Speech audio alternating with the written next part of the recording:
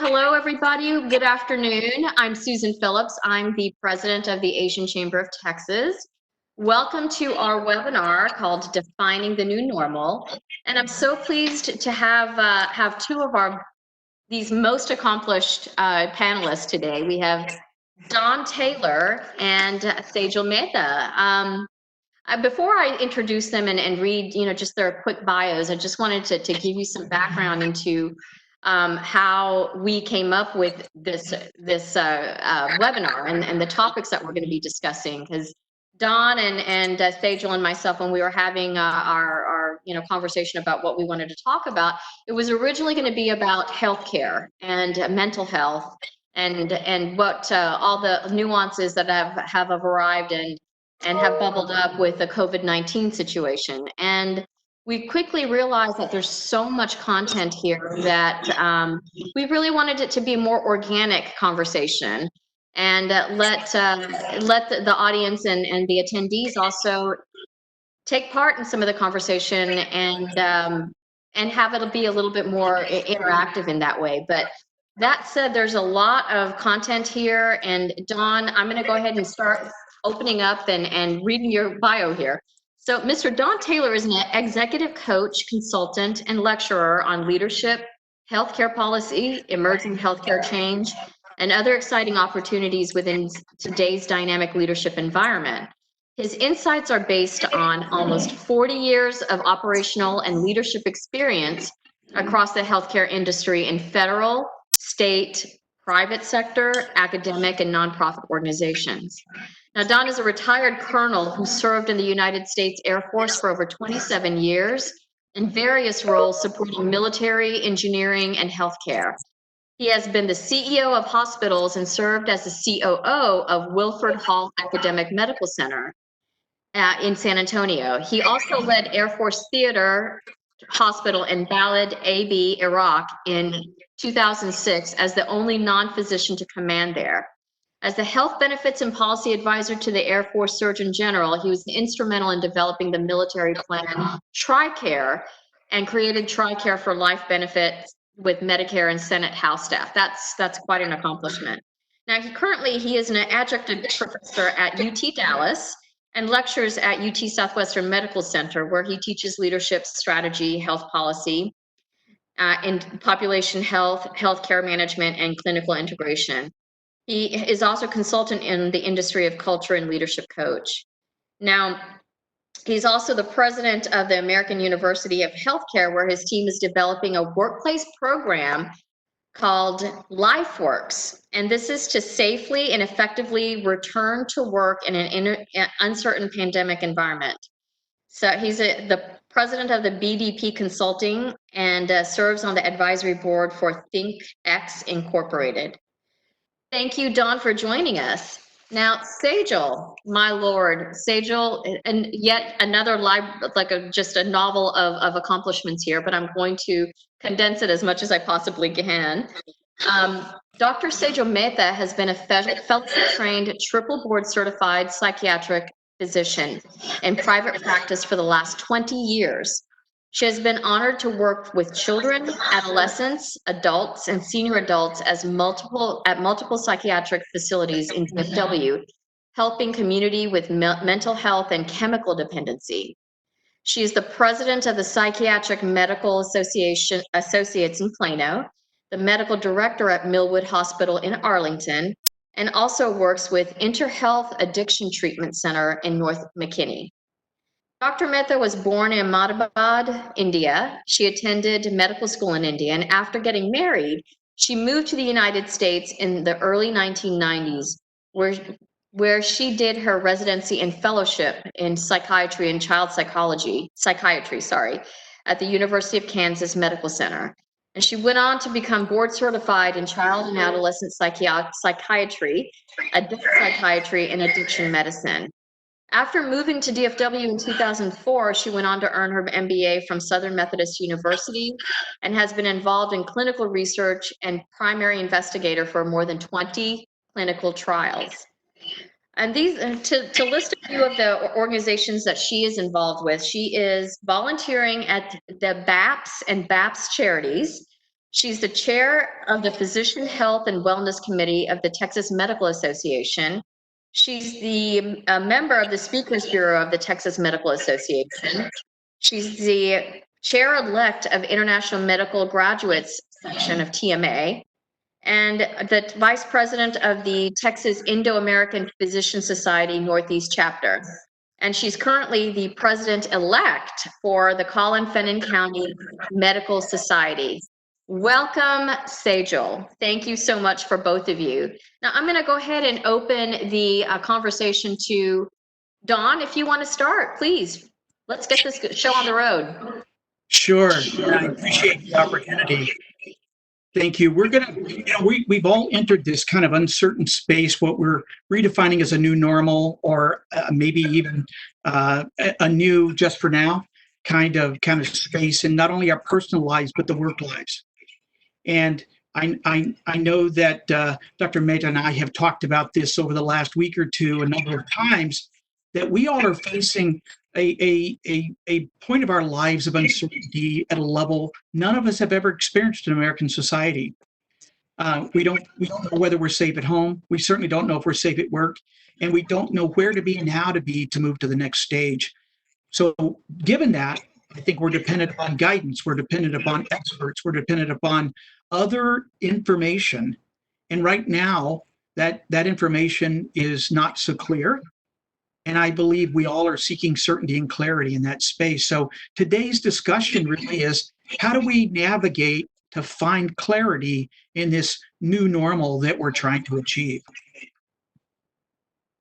Absolutely.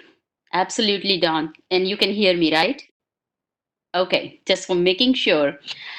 So when you say that in American society, I would just want to insert that it's not just American society, it's the whole world. So we are in this together as a human race, as humanity who is having this crisis. And the way to deal with it would be accept it first, because Okay. we are, as a human being, yes, you can go to next slide. As a human being, we have been it's a surviving thing. We have survived billions of years in some way, shape, or form. It's about our resiliency, it's about our ability to adapt and come out of it and then see what happens. So when if we talk about evolution, what Charles Darwin said is, it's not who is the strongest or the most intelligent who is going to survive. The one who is able to adapt to the change is the one that is going to survive. And in this day and age, it could be any one of us. Any one of us who is adapt to change is gonna come ahead. Now, over the decades or millenniums, human race has survived change, and those changes are slowly passed on through one generation to another in a genetic information. Our genomes have passed through over several generations. Normally, it's very gradual and subtle changes that we don't even recognize or remember. But now, this time, it's not that subtle. This is like as if rug has been pulled off our feet, from underneath our feet. So we are all kind of wondering what's going on here. Why 33 million people are laid off all of a sudden in America? Why there are no flights in the sky going from country to country? And it's really has impacted the world as a whole. And again, while saying that, Don, do you want to talk about something about our evolution as human race and where we are right now, and a little bit of entitlement that we all have experienced? Sure. Yes, this ability to adapt and to evolve. You remember, in most of our experience and over our lives, this has happened over a very slow, evolving period of time. And so we adapt to not only our societies and the ever-changing societies, but it's globalism that we've also experienced as well. The ability to touch humans across the entire planet, the intricacies of our business universe, frankly, the sharing of knowledge in healthcare. We now are connected as a global humanity, as you just mentioned, in a never in history like we are today. So all of a sudden, when we see a rapid change, literally within weeks, where the whole planet has stood still, we don't know how to adapt to that because we don't know enough about this particular virus. We're learning every day different elements of it. We have no treatment. We have no vaccination. The fear manifests itself differently in all of us. And we were here caught, as we said, this somewhat entitlement, but this very relaxed state where we felt nothing could happen. Life is good, right? And all of a sudden, we're threatened. Life is good. And I was reading that right now, if we measure, like there has, 2.5 million people have been affected worldwide. And if we extract the virus from everyone and put it together, the weight of that virus that has affected every individual, total weight, it's not even 1 gram.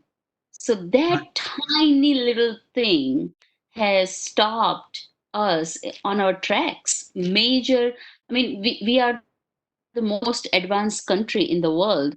And as a physician, I have a first-hand knowledge that we are struggling to get our personal protective equipments. And we have to kind of figure out how we are going to get the mask or gloves on and make sure that we provide better care for our patients. So it's showing us the weaknesses of our system. And when Don and I discussed the weaknesses in our system, our GDP in USA, our GDP is 17% is healthcare related. And while this major, almost 1/5 of whole growth is based on healthcare, and totally it has been shambled right now. And it has affected every facet of the life. Right now, and then in contrast to that, when we talk about, and I want to bring this back to evolution and adaptation, we spend, as I said, 17.1%, almost trillions of dollars in healthcare as a nation. And we are probably, nearest competitors, less than 50% of that of the economically developed nations. But yet we're among the bottom in life expectancy, infant mortality, chronic disease, prevalence of chronic disease. So by and large, we're an unhealthy nation, when in fact, what I consider the most effective prevention for this particular virus would be health. And we were vulnerable. Yes, we were absolutely vulnerable, and some pockets of our population was vulnerable even more so. We have been having fun, eating a lot. We are traveling. We are not exercising too enough, and we are probably the most obese nation in the world. And that has exposed us to chronic illnesses like diabetes, hypertension, heart disease. And what that has created is it has lowered our capacity to fight, it has lowered our immunity, and we are not able to fight these germs or the viruses effectively as we should be. So, given that and the way our health system has been structured, it was pretty clear we weren't able as a health system to adapt to a different demand, or to a surge in capacity, or to navigate that demand or response across our nation. Because remember, we're a nation of states that have unique guidance and authorities based upon all 50 states and territories. Our federal government we're not a centralized system. We don't have direct authority over the states. So the federal system can offer recommendations and general guidance. States have the authority and the governors, and they have different ideas based upon their points of view and the voting population of that state about how we respond. So you can see how businesses we're trying to work across not only states, but countries internationally are now vulnerable or challenged with how to stand up business again and start to work again when you have influences by county, by state, by federal government. And you mix that with the uncertainties of this particular virus and the changes almost daily as we learn more. Isn't that so interesting, Don, that we are the biggest democracy? It has its own value. I mean, believe me, I would not have anything else other than democratic country to live in. But when we talk about something like this, when federal government is relying on one county judge for the health of that county citizens, and so many thousands of counties are making different rules depending on information they have available, it becomes a confused economy or confused democracy. Because what happens is one county says, no, no, the stores stay open. You can go to just drive 10 miles, go to other county and continue to infect people because stores are open there. So there is, Right. in this kind of a times, leadership is what matters. Someone who is able to stand up and say that for individual freedoms are great, and sometimes I personally think that it is heavily overrated in our country, but social responsibility is also as important when it comes. So there are, we abide by some personal rules, then there are social rules that we follow, and then there are federal or state or federal rule. But now this one is a global rule, and we all will have to abide by it. And what that means is we may have to just dismantle our healthcare system the way it is built right now and then put it back together again. Because out of that 17.1% GDP, Texas Medical Association last year put out numbers that, and I know Don and I have gone back and forth about this, but out of each dollar spent on healthcare, now hear me out of each dollar that is spent on a healthcare, 100 cents, 3 cents goes to physician. And every 97 cents are going to different things like pharmaceutical company, hospital, other clinics or labs or other ancillary services, or corporate America has taken over medicine. So while doctors are getting 3 cent of a dollar, but they are the one who gets blamed for everything that happens between patient and doctor. So if there is a higher risk that doctors are taking, I'm sorry, then there needs to be compensated appropriately. But totally upside down. I'm gonna let you take this, Dawn, so I can turn that music off. So that is a great topic, and I'd like to let's table that one for a future discussion, because that in itself is such a rich discussion of future, what I call a rehabilitation of our healthcare system post-pandemic, because we have to have better transparency. We need to see absolute costs. We need to see absolute outcomes. I want outcome-based quality measures. I want a free market to be able to have value re-entered into the discussion in healthcare. I want to make sure we're providing care that does, in fact, improve health, doesn't just generate more work for the system. So we agree that we need to dismantle what system we have right now and put it back together again. I think we need to salvage the great parts and we need to reassess the others, because Correct. what the pandemic has discovered is that not everything attributes to what we call the important health outcomes we need. Right. And I believe that is of great value in the future. It's also going to shift the venues of care. It's already said it's going to change the mindset of patients to a more consumer mindset. Serve me now. I'm not going to drive to your doctor's office if I can dial in.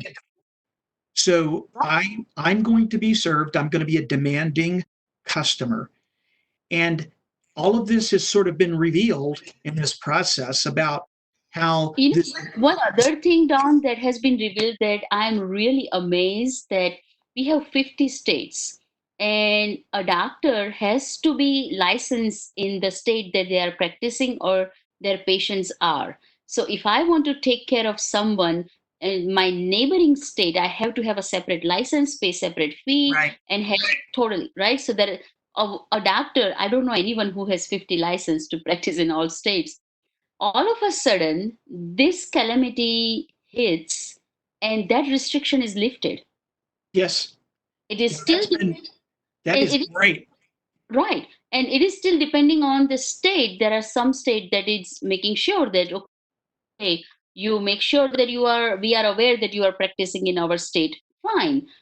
But my question is, if we can right now, if I can very safely treat a patient in New York or Chicago while sitting in DFW area right now, why can't I do it all the time? Correct. Well, we were doing readings already. We were doing imaging, and we were doing radiologists were doing readings halfway around the world. Um, Right. in frankly in real time in trauma support. But I'm beginning to see some relaxed states. For instance, CMS uh, included 85 additional codes for telemedicine coverage and payment and compensation. Right. That's a massive start, and that happened within a period of It weeks. is. And then the next But you part know what? is All the doctors are worried right now because it also depends on state. So all this, yes, CMS has done, but also insurances. Some of the insurances are saying that end of the May we will stop paying for telemedicine. So if that yeah, happens, I I mean, I've this never will known a have. benefit. I've never known a benefit that went away. Nobody has the political courage to take something away that's already offered. Nobody does. This will be here to stay. There will also be expanded, what I call authorities for nurse practitioners and PAs to practice at the top of their license for primary care. I see that as a positive, particularly in the telemedicine world, for screenings and for basic questions, but it's going to improve access for underserved communities if, in fact, we can find ways to reach them. I believe that's a massive, what I call positive out of this pandemic process. Now, Mhm. I will have to say, on the other side of this, and part of I think the next slide is about change, um, is is that I'm concerned that not only have we probably saved lives through this quarantined process, but I believe there's some undiscovered needs that have been pent up regarding mental health and denied management of chronic disease and or other procedures. So I believe there's going to be a discovery as we begin to lift back this quarantine period and we start re-engaging the folks that have been locked up for a period of time. A lot of social ills are occurring behind closed doors. There are so many things happening right now, and most people are not even aware. I was just told that according to the federal mandate, because our jail system is having so many outbreaks, lot of criminals who have been in jail with minor offenses and sometimes if they violent offense but lower bonds are being released back in community. Yeah, and crime rates have surged around those communities. That was as of this Yes, morning in New York City. absolutely. And it's So, not just New York City, it's in my county, in your county. The the I, jail has released people in community. So this is going to have effect on all of us eventually. But yeah, when I saw this slide, I'm like, yeah, these dinosaurs were humongous, strong, able to kind of crush anything that comes in their way. And where are they right now? Something happened and they were not able to adapt, and they were not able to adapt most likely because probably they didn't had a prefrontal lobe as developed as we all do. But at the same token, there may be a denial that might be playing a role there, that, oh, everything is fine. Uh, I'm not gonna have my right be taken away by anything. I'm gonna be fine. I'm gonna survive because I'm strong. Denial. Is it something that are we as a society are still kind of diving in? Right. Yeah, we have to be a bit realistic. And, an example of this is, and this is one of my kind of irritants, is about wearing masks. People think it's not cool to wear a mask. OMG. The mask is not for your health. The mask is for you not to hurt or injure others, particularly on a non for the tissue or for the cloth double ply cloth mask that we're supposed to wear. It's to suppress that sneeze or cough that you may have, and you may be infectious and not know.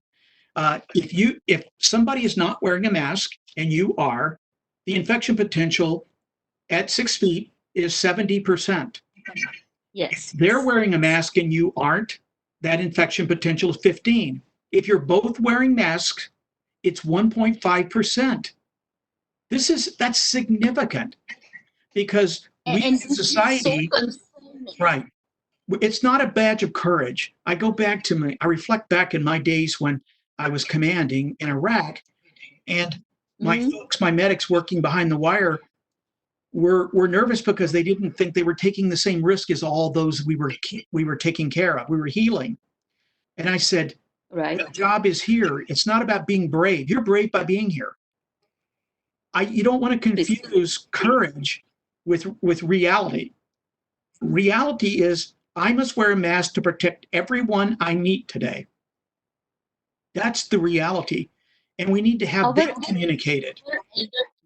Yes, absolutely. Our elderly people, our kids, this virus is really creating havoc among young kids now, too. So nobody is immune or spared from this yet. Nobody is immune from this virus that we know of. There are a lot of unknowns, right? So, Right. but mask, if I go out, and if I go in any store right now and I talk to a lot of, I'm not going, but I'm hearing from people that very few people are wearing masks. And why? What is wrong with covering our nose and mouth for at least short period of time? And you know what? I would say that if it bothers us so much, be creative. It's like I didn't like to wear glasses when I turned 42 and I had glasses. So I had to be creative and get a little bit more different type of glasses so I can match it with my clothes. Believe it or not, I do that. Because if I have to do something, I might as well make it fun. So if I have to wear mask, be creative, create some beautiful mask that would be an accessory rather than a burden, and that would be the great social service by everyone right now. But we, again, our American society is very individualistic. We like free will. Mm-hmm. Our ability or our willingness to be respectful and care for others is probably a little diminished at this point in our history. And I believe that, we had a challenge in the early days of the pandemic because we still wanted individual free will. We wanted to do it and go and have choice to do anything we wanted to do, because it was not harming me. Well, but what it was doing was harming others. And Correct. And that's what we need to come to grips with as a kind of a mutually supporting society. And I believe that's where we redefine, not only at the federal, state, county levels, as that judge you talked about. They're here to serve everyone else, even leaders of corporations. Your job is to serve those that serve you, that are working for you. You serve them. Your job is to help them achieve and serve your customers well while they're serving themselves and their families. But your job is to help them become the best they can be. Historically, that had been through career and psychological safety. Now it's physical safety. How are you as a leader going to assure physical safety for your workforce? Because you now have a responsibility to do that. And I believe that's where the next stage is. How are boards going to demand that for leaders? And not just big companies, small businesses. Right now, yes, we know that there are a lot of economic crises and a lot of layoffs that has happened. But we, I think it would be a nice society, like people, humanity coming together and trying to say that, okay, you have worked for me and kept this company floating for years. Now it's time for me to do something for you for at least next few weeks till we figure things out. I Yes, think it would be a humanly thing to do is to support our workforce. yes. I just read this afternoon, Province Health System in Washington State, they had to furlough a good portion, a few hundred of their staff, but Hmm. they assured retention of health benefits and allowed them to file for unemployment so that they could protect their families and have access to care during this uncertain period of time. And by the way, the executive staff will all take 20 to 50% pay cuts immediately. And I'm Can going, that's the beginning of what I call leadership that yes. demonstrates what they're trying to do is serve the system, retain the hospital. They don't want it to go broke, but they're going to have to take those drastic measures personally to assure the well-being of everybody inside the hospital system. And that is also going to bring another point, Don, right? We talked about it before that um, we are going to see that in healthcare administration, there are some layers added in last 20 years, 30 years that are not actually needed. Right? And we will be okay. The patients will be safe. Doctors would be providing care without those layers of administration.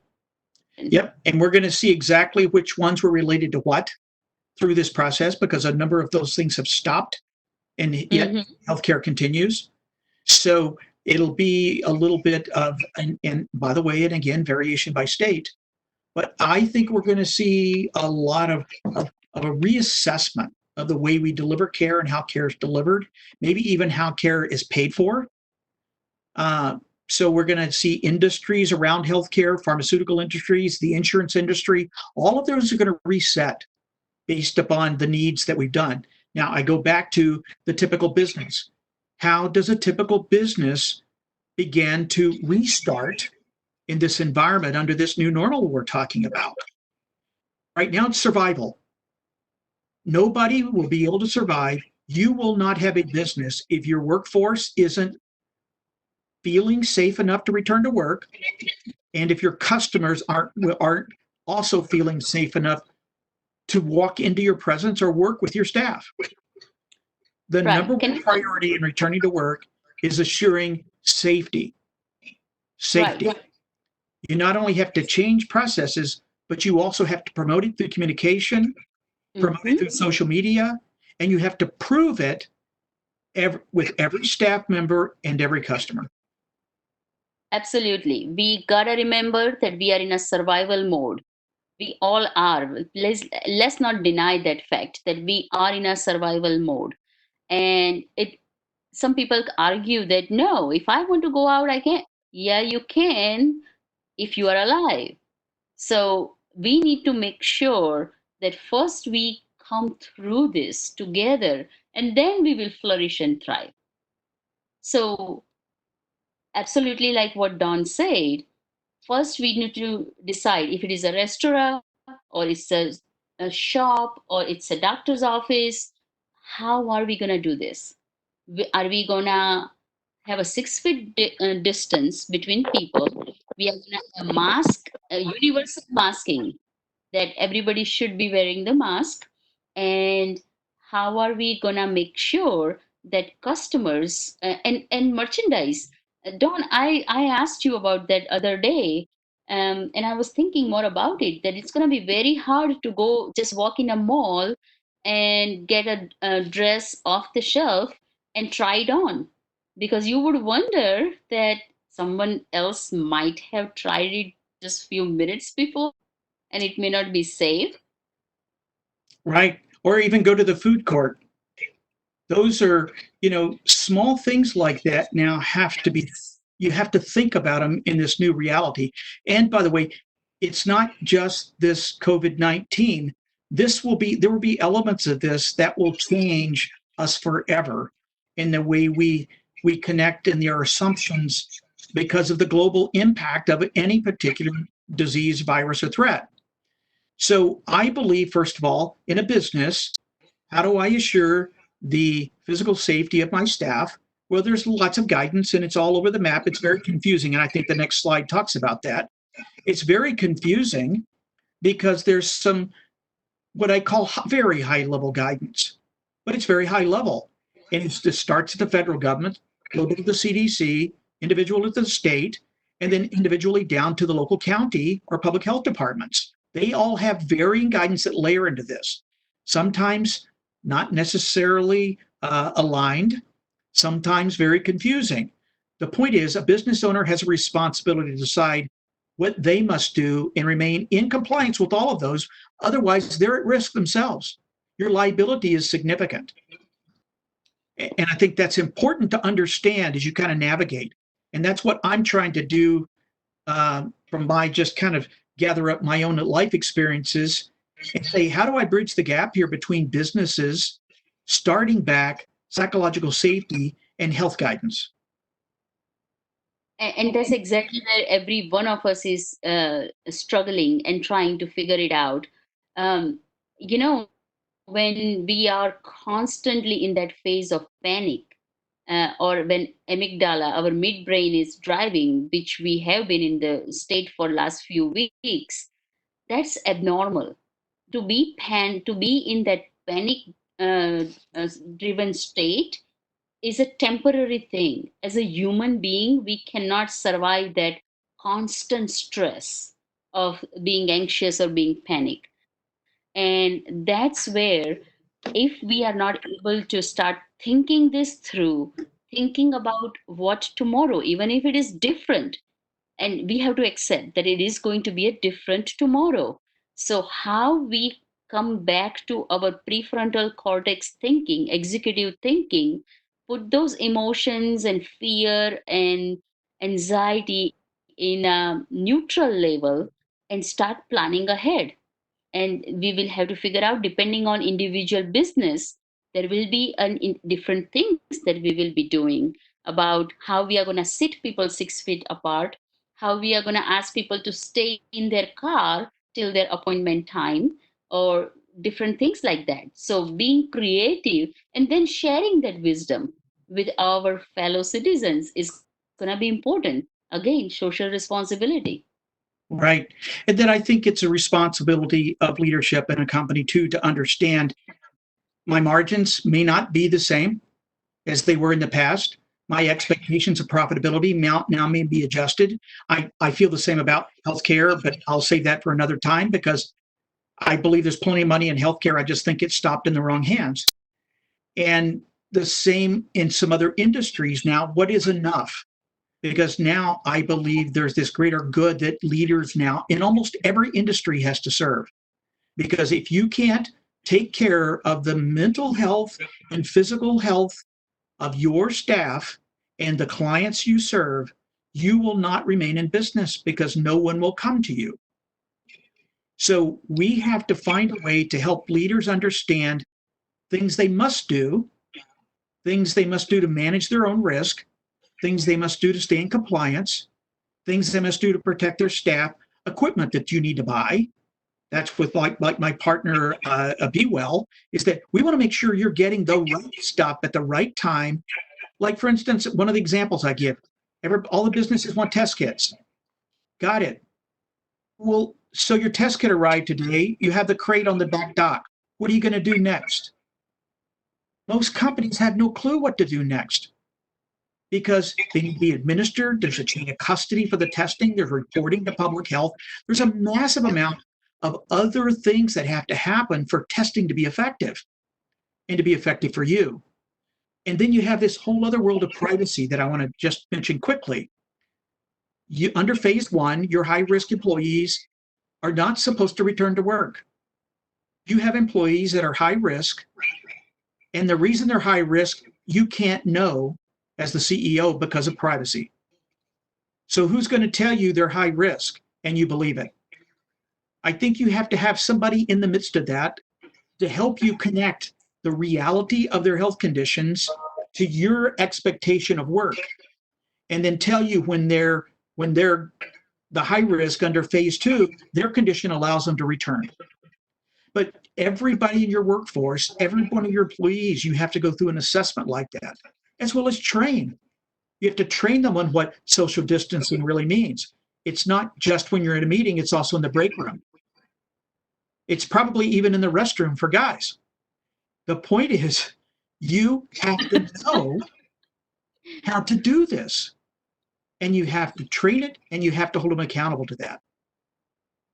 Absolutely. So this is the new normal that we are heading towards. It's going to be a new tomorrow. It's the January and February 2020 is a history that we are never going back to that world. World that we knew in January and February is over. Now we are going to go to the next slide and a new day. Yeah. Adaptation. How are we going to adapt? What is our future going to look like? Well, none of us know. And my crystal ball is a little foggy right now, so I can't share that with you either. It's going to be different. That's for sure. Right? Sports Yeah. event.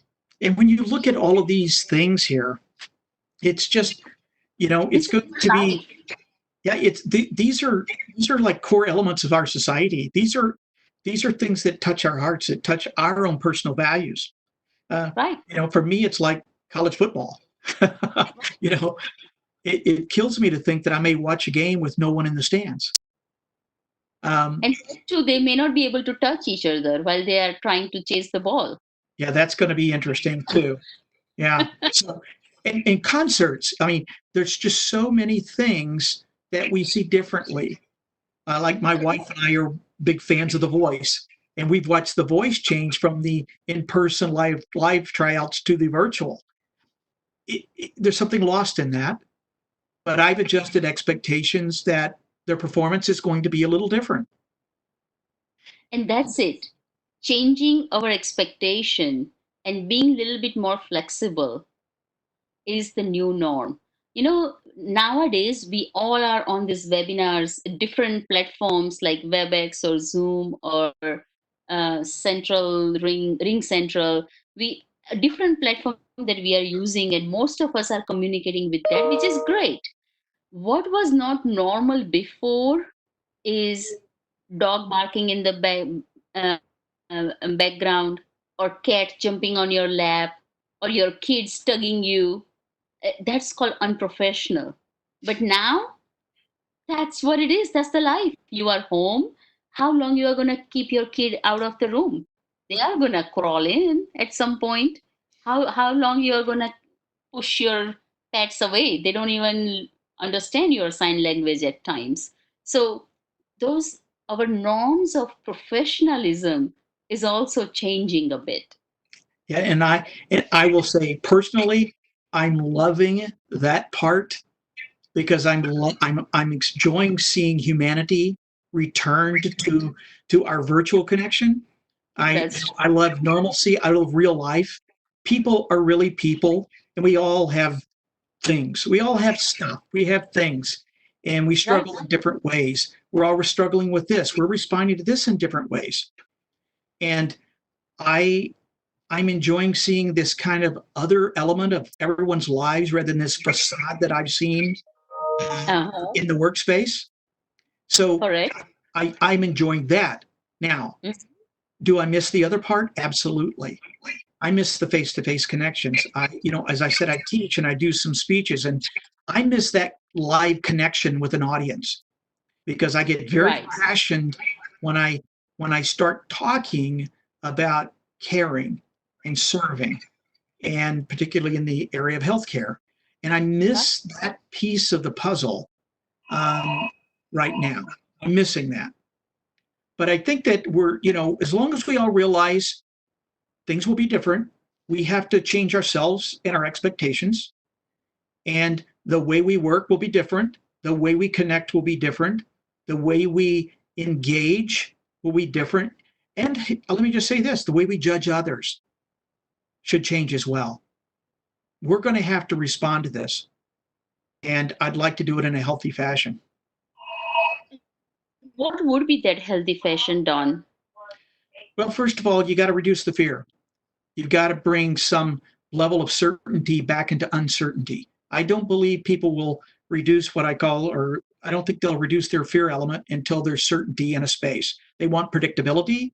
They need a leader that creates predictability, security, and safety in a workspace. That's what I think. If I were the CEO, I would go way out of my way. Go ahead. Right. So what I agree with you that we are gonna see a leader, true leader, rise up to the occasion and change the culture of their work environment. Agreed. Now, my fear is that the leaders we have historically had have not been developed in the emotional intelligence skills that's going to be needed to navigate out of this. They have been cultured and created and groomed for the financial skills of Correct. a past life. Correct. So we're going to see an emergence of new leadership. Correct. So I think you and I are going to start a course in human capital and emotional intelligence.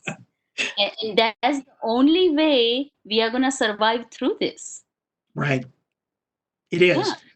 Because I believe, and that's where I get back when I talk to about boards, I think boards have to really be talking now about what the business that they're responsible for, what do they need to do to change within the business. It could be leadership, it could be augmentation of leadership, it could be coaching, it could be different roles, but they're going to have to find a way to navigate with the dial of emotional intelligence dialed up a little bit, psychological safety dialed up, and financial profitability and goals dialed down.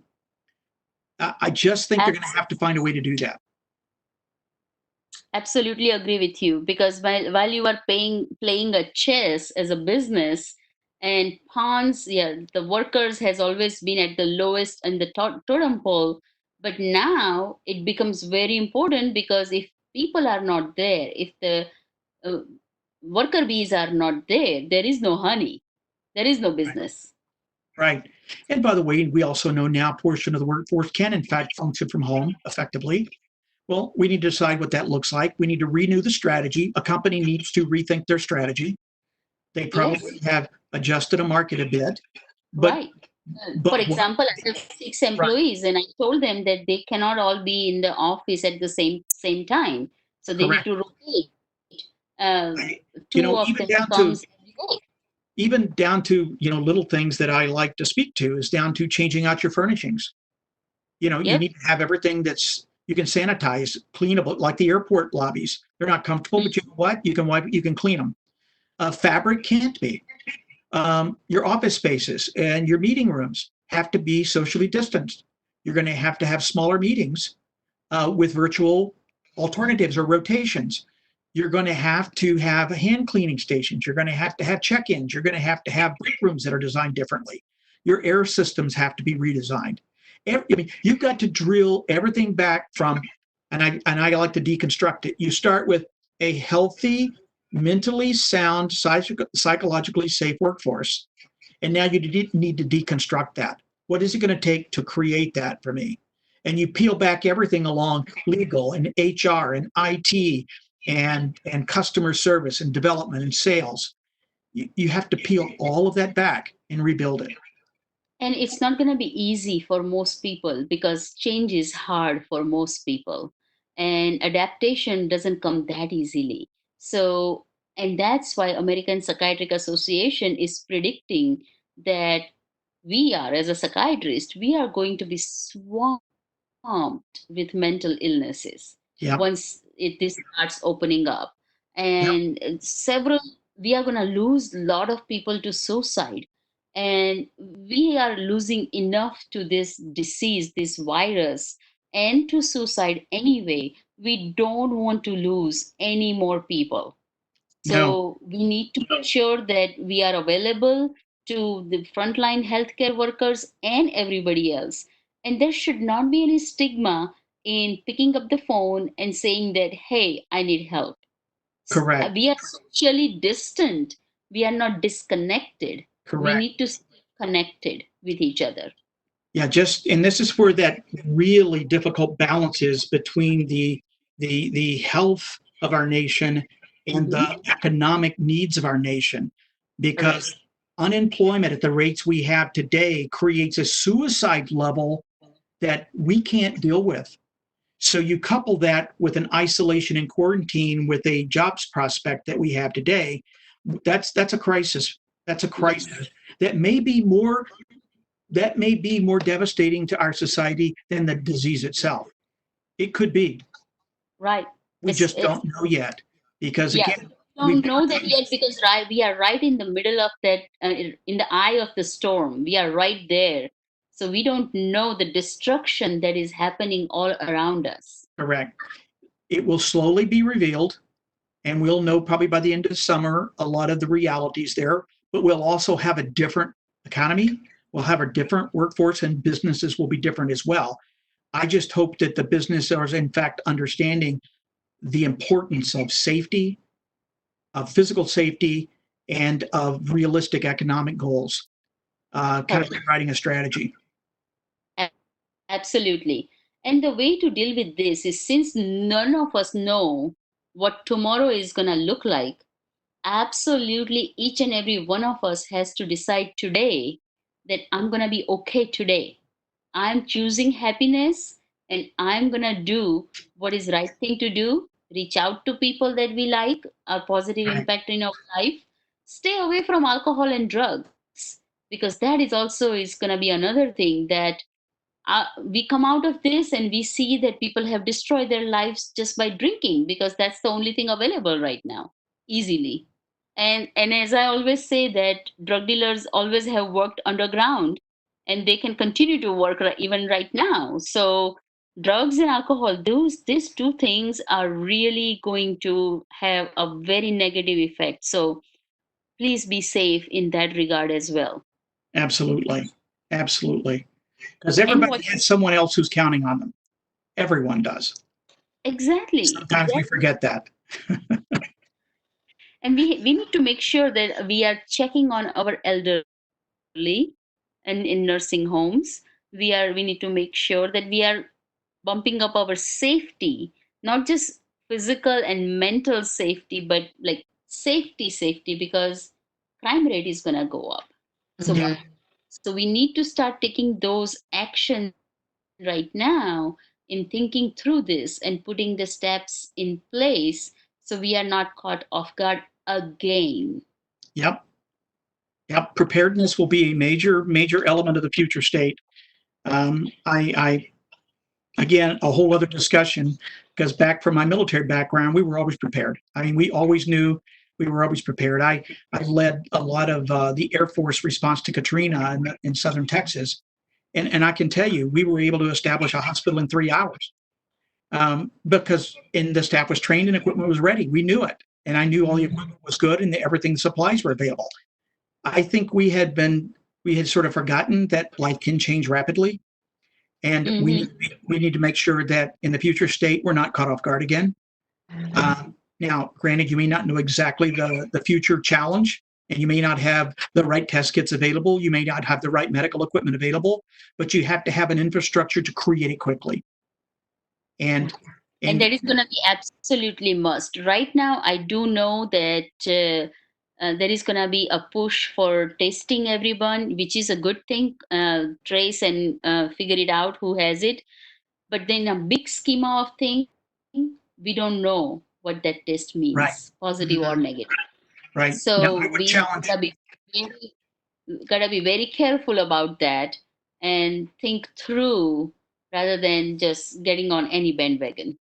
And now I would take it further and say every business should have a similar plan. Mhm. Every business, because it is not the state's job to keep you running your business. You need to have a contingency plan to downsize, to right size, to adapt, no matter the challenge. Could you imagine what this would be if our Wi-Fi system had crashed as well? So all of a sudden, you have to think, what are our contingency plans in a worst case scenario?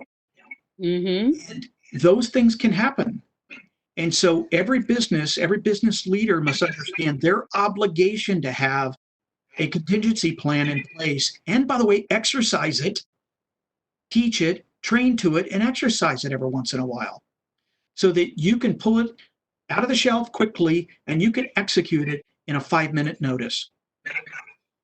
I'm going to interject here, Don and Sejal. Thank you so much for your contribution here. And I want to interject this one piece. I mean, I think we could potentially have another webinar just on back to work protocol, Don. I think there's a lot to discuss, and to both of your points, every single company has to handle it differently. It looks different for every single organization, and contingency plans are everything. And we have first responders for when there's some sort of fire in the building, and this is now something that we have to prepare for in the future. And right. It's just got to be commonplace, and it has to be integrated into the workplace as part of the part of a plan. That's just going forward. I think that's what organizations are doing. So I think what we can do, Susan, is we can kind of have a section like healthcare, doctor's office, hospital, or barber shop, or nail salon, those big categories, and then have some guidelines based on the current guidelines. Right, like high touch versus, because exactly. Based on that framework, every business can figure out what they need individually. That's right. That's right. I mean, the observations, the topics that you brought up, this is where we're teetering right now. Businesses are trying to figure out economy versus health. They're financially driven organizations, and how are we going to meet those our goals, financial goals that we've set for ourselves. And of course, to your point, you're going to have to shift. That paradigm has to shift. The paradigm it's not economy versus health. It's health and economy. It should be. It should be. There's an optimal state for that. That there's a balance, and that's based upon the will of leadership and the board and the oversight, and how far they can move that one way or another. That's right. I also think it's a rare company that can navigate this alone. So they need help doing it, and I applaud them to reach out and get help. And Don, that's what your organization, the company that you started just recently, LifeWorks. Yes, and that's exactly what you guys do is step in and build these contingency plans and protocol. Correct. And we help them implement it as well. That's fantastic. So we give them kind of an A to Z process to navigate the waters of change and to prepare them to kind of move on to the next one. So there's clinical elements of it too. Sure. There's mental health elements of it as well, but there's also practical things like products and services, and then there's legal and HR, and I mean, you just name it. This touches every part of a company. Yes, it does. And if they miss a step, they may have some liability or exposure that they need to manage and mitigate as well. So yes, that's right. This is about a service. This is about serving and giving back. To me, this is how I'm best prepared to do that based upon my life experiences. Well, I mean, you are doing a public service as far as I'm concerned with that. It's very relevant. We'll email this deck out to all of the attendees today, so you have the contact information for both for Sejal and for Dawn. Contact them for their professional services, and we're so honored and happy to have